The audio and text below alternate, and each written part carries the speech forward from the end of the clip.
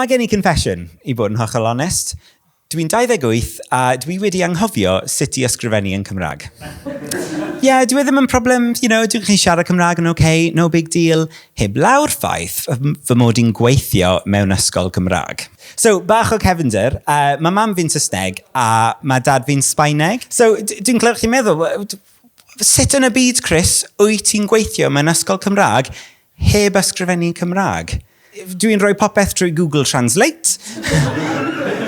Nawr, mae'r bos wedi dechrau defnyddio WhatsApp. Y problem dy WhatsApp, mae hi'n gallu gweld fi'n teipio. Bach yn worrying bod yn cymryd 45 minutes i teipio, swno'n dda. So, mae da fi system nawr. Dwi ddim ond yn cysylltu trwy emojis. Dyna be dwi'n neud, mae'n brill. Wyt ti'n gallu gweithio heddi? Sut ti'n teimlo? A mae'n gweithio. So, dwi eisiau profi rhywbeth i chi. Dwi eisiau profi bod yn hollol posib i cael sgwrs just trwy emojis. Hello. Beth yw enw ti? Hello, Kate. Dwi'n mynd i roi hwn i chi. Co ti? Just trwy emojis. Dwi eisiau gwybod, sut o ti'n teimlo bore yma? Dim nawr, bore yma. A beth wyt ti'n neud am swydd? Mewn emojis. Croeso i byd fi.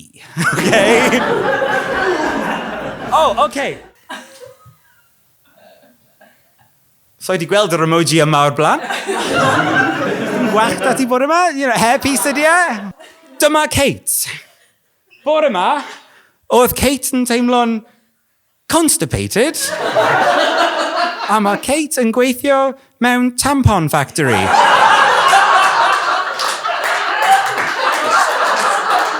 Ydw i'n gywir? Diolch yn fawr! Diolch Kate. Diolch yn fawr.